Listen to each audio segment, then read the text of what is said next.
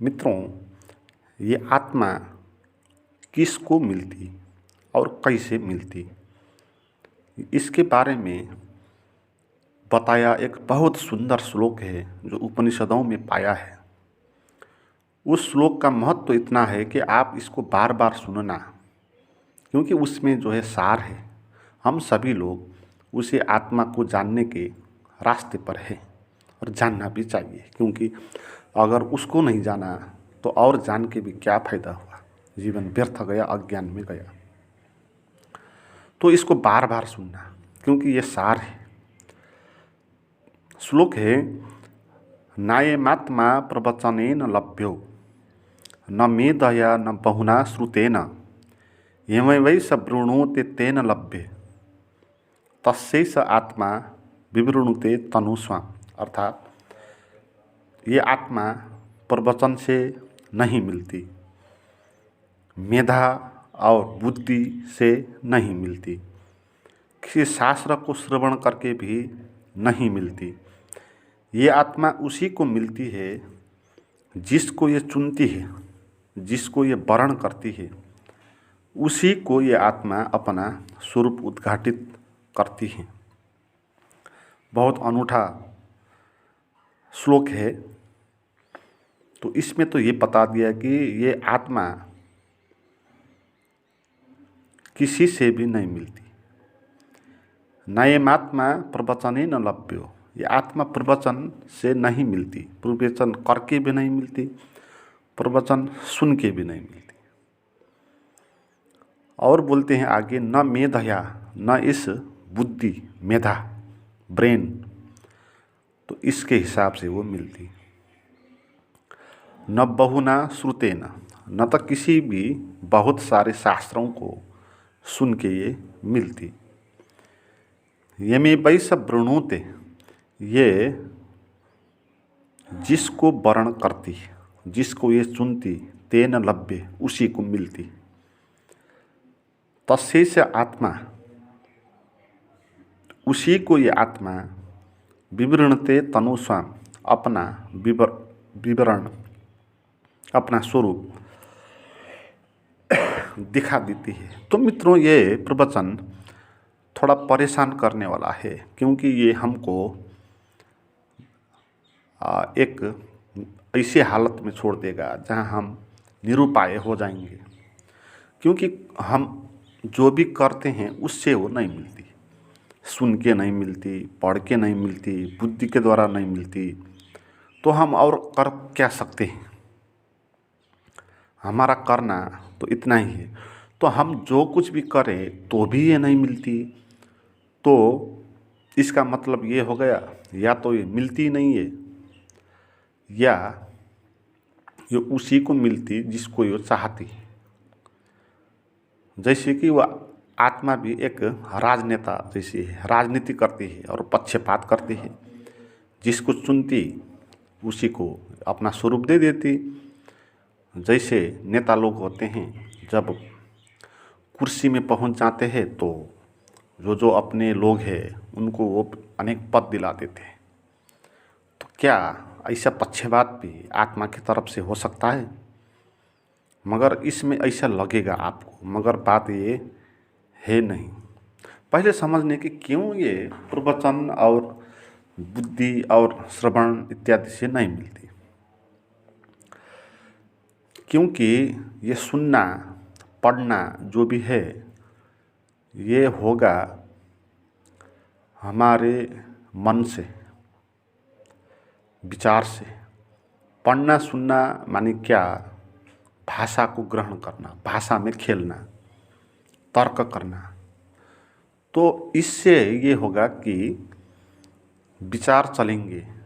जहाँ तक श्रवण, पठन, अध्ययन होगा, वहाँ पर आप विचार के ही दुनिया में होंगे। और आत्मा जो है वो निर्विचार है, वो कोई शब्द तो है नहीं।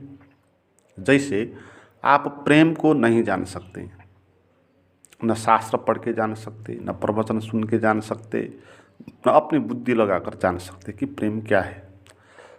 उसको आप ला नहीं सकते प्रेम को। प्रेम हुआ तो हुआ, नहीं हुआ तो नहीं हुआ, आप कुछ नहीं कर सकते। जैसे आपको किसी से प्रेम होता है तो कैसे वो प्रेम हुआ, वो अपने आप हुआ, और उससे ही क्यों हुआ वो भी हमको पता नहीं है। और उस प्रेम को पाने के लिए हम कुछ नहीं कर सकते। हम शास्त्रों में प्रेम का जो सिद्धांत है वो पढ़ के प्रेम को वापस नहीं ला पाएंगे। तो चले गया प्रेम तो चले गया, फिर उसको वापस लाने का भी कोई साधन है नहीं। ऐसे ही आत्मा है, प्रेम जैसा ही वो अनुभव है, और उस अनुभव को हम अपनी बुद्धि और तर्क के द्वारा जान नहीं सकते, क्योंकि वो आयाम ही भिन्न है। जैसे आँख से हम सुन नहीं सकते, क्योंकि आँख जो है देखने का यंत्र है। ऐसे ही सुनना और पढ़ना, अध्ययन करना, ये एक यंत्र की बात है। यंत्र है एक मन, वो सुनता है, पढ़ता है, भाषा उसके पास है तो उस हिसाब से लॉजिक करता है, और वो भाषा भी उसकी अपनी नहीं, वो भी समाज से सुनी हुई, और उसका जो अर्थ है वो भी उसका अपना नहीं। समाज में जैसी संस्कृति चाल चलन रहा तो उसी हिसाब से उसका अर्थ भी होगा। तो इसलिए हमारे पास जो यंत्र है सुनने और पढ़ने का, वो एक कृत्रिम चीज़ है, बाहर से आई हुई है, और उसमें जो है तर्क होंगे, उसमें जो है थॉट्स होंगे, और थॉट जो होंगे वो हमारे संस्कार और समाज से जो अर्थ आया है उस हिसाब से बना होगा। तो उस मन को लेकर हम आत्मा को नहीं जानेंगे, क्योंकि हमारी जो लैंग्वेज है वो उसको पता ही नहीं है ना, उसको पता नहीं है। जैसे कोई चाइनीज आया तो उससे आप हिंदी में बोलोगे तो उसको कुछ पता नहीं होगा। तो ऐसे ही आत्मा को भी हम जो कुछ भी करें, पढ़ें, सुने, उसको पता नहीं कि हमने क्या पढ़ा, क्योंकि वो उसकी भाषा ही नहीं है, उसकी भाषा तो मौन है। तो इसलिए खास उपाय आत्मा को जानने का वो ध्यान होता है। तो मित्रों, इसमें क्यों बोला गया कि यह आत्मा जिसको वर्ण करती है, सुनती है, उसी को मिलती है। बात यह है कि यह आत्मा अपने को ही जानती है, वो अपने को जानती है, और जब हमको ज्ञान होगा तब हम उसको नहीं जानेंगे, वो खुद ही खुद को जानेगी। ये बात होगा। क्यों? क्योंकि हमारी जो जानने की व्यवस्था है, जो मन, बुद्धि, अहंकार है, वो तो मैंने बनाया, वो तो आयाम ही भिन्न है। वो तो पदार्थ की बात वो जानेंगे, पदार्थ के बारे में जो चीज़ हो, क्योंकि ये खुद ही एक चीज़ है। मन एक खुद ही चीज़ है, एक वस्तु है, और वस्तु को ही जानेगी। उसको जानने के लिए वस्तु कुछ होना पड़ेगा, जैसे कुछ आकार होना पड़ेगा, वेट होना पड़ेगा, कलर होना पड़ेगा, जितना भी छोटा क्यों ना हो, भाव के रूप में क्यों ना हो, कुछ न कुछ होना पड़ेगा। तो उसी को ये तर्क जानेगा, है ना। मगर जैसे प्रेम जैसे जो अनुभव होते हैं, सूक्ष्म अनुभव होते हैं, जैसे आत्मा का अनुभव होते हैं, तो वो कुछ ऐसा आकार भी नहीं है, कुछ वस्तु भी नहीं है, वो एक होने का एहसास है। तो उसको ये यंत्र नहीं जानेगा। तो क्या होगा कि जब हम उसको जगने देंगे तो वो खुद ही जगेगा और खुद ही खुद को जानेगा। तो इसलिए बात यह है कि उसी को ये जानती जिसको ये वर्ण करती। इसका मतलब वो अपने को ही जानती, और जिसने उसको जगने दिया तो उसी को वो पता होगा कि आत्मा क्या है, जगने देना है ना। क्योंकि आत्मा को पता नहीं है कि हमारा मन है, बुद्धि है, हम है, ये उसको पता नहीं होता, क्योंकि उसको अपना पता होगा। मैंने बहुत बार ये आपको बताया कि आत्मा खुद को जानेगी और दूसरे को वो नहीं जानेगी, क्योंकि उसके पास दूसरा कोई बचेगा ही नहीं, है ना। जैसे आत्मा जागेगी तो मन, बुद्धि, अहंकार कुछ भी नहीं होंगे उधर, वो खुद ही होगी अकेली, और खुद को ही वो जानेगी। ऐसा क्यों होगा? क्योंकि वो खुद को जानती है ना, उसके पास अपना अवेयरनेस है, उसके पास अपने होने का, जानने का क्षमता है, इसलिए उसको चेतन बोला है, कॉन्शियसनेस बोला है। चैतन्य का क्या अर्थ होता है? जो अपने मैं क्या हूँ वो जानेगा, वो अपने होने का जिसको मालूम होगा तो उसको चेतन बोलते हैं, और जिसको अपने होने का नहीं मालूम होगा उसको बोलते हैं जड़। इसलिए मन एक जड़ है, क्योंकि मन एक यंत्र है, वो उसके आगे जो कुछ आप रख दो उसको वो जानेगा अपने लैंग्वेज के माध्यम से, वो क्या है कैसा है वो बोलेगा, मगर मन अपने बारे में नहीं जानेगा, है ना। जैसे आँख है, उससे आगे जो भी दिखाई पड़ रहे है वो चीज़ को देखेगा, मगर आँख खुद को नहीं देखेगा, क्योंकि खुद को देखने लिए कुछ दूरी चाहिए, तो वो दूसरी आँख होनी चाहिए, फिर उसको देखने वाली आँख तीसरी होनी चाहिए। तो इसीलिए जो भी ये आर्टिफिशियल इंटेलिजेंस होते हैं ना, इसी किस्म का है ये हमारा मन भी। इसलिए गुरुजी अब क्या बोलता था, आदमी को एक यंत्र बोलता था, ठीक है। वो मानने को तैयार नहीं होता था कि आदमी के पास आत्मा होती है।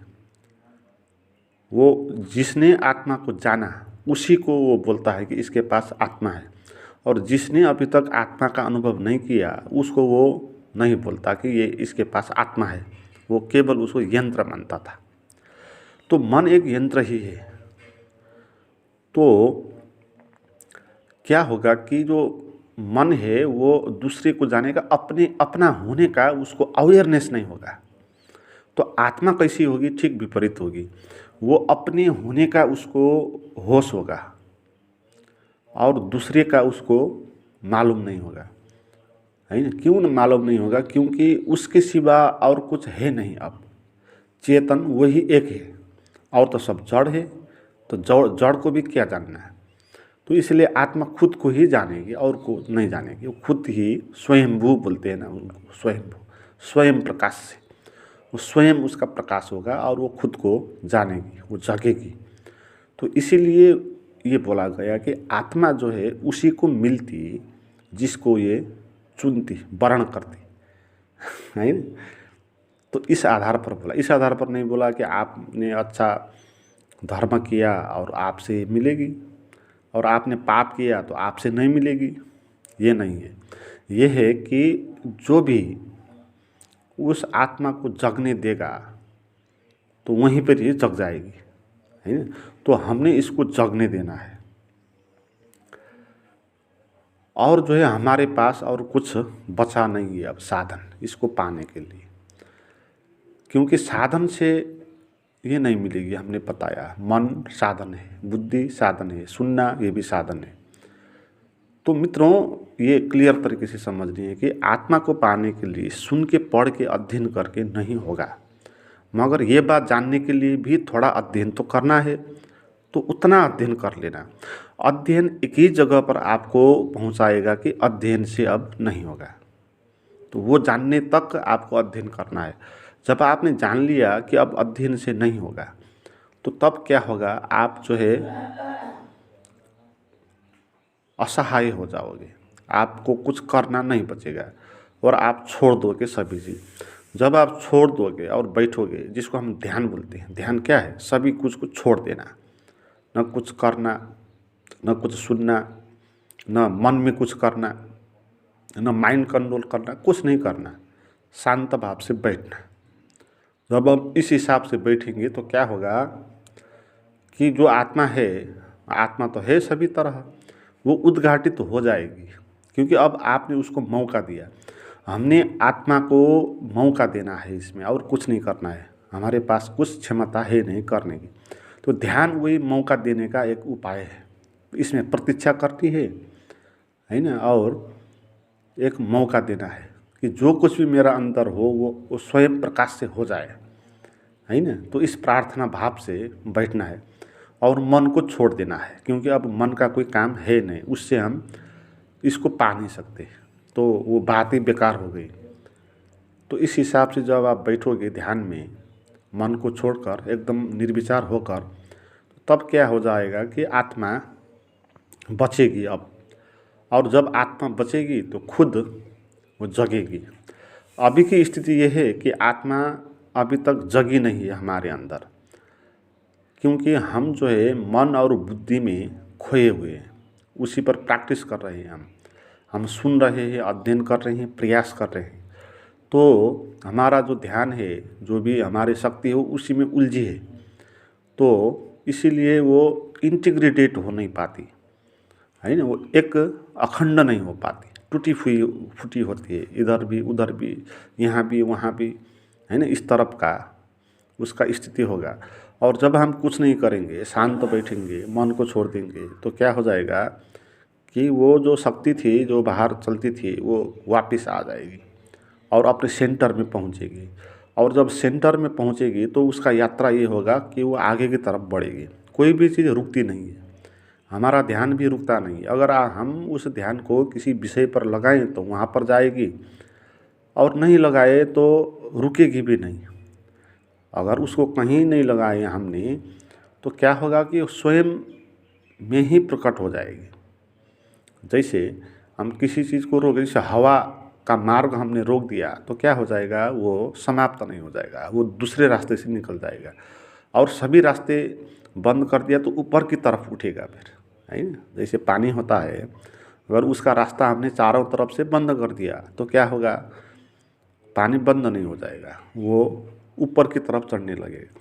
तो ऐसे ही ये जो हमारी ध्यान की शक्ति है, जिसको आत्मा बोलते हैं, इसको सभी तरफ से हमने बंद कर दिया तो ये अब ऊपर उठने लगेगी।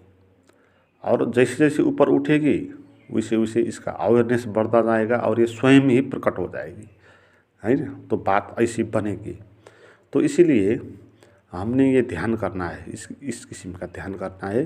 तो मित्रों, आप अगर नए मित्र हैं और इस किस्म का ध्यान करना चाहते हैं तो कुछ भी प्राइवेट वीडियोज हैं, उसको प्राप्त करने के लिए डिस्क्रिप्शन में दिया हुआ फ़ोन नंबर जो है उस पर आप चैट कर सकते हैं।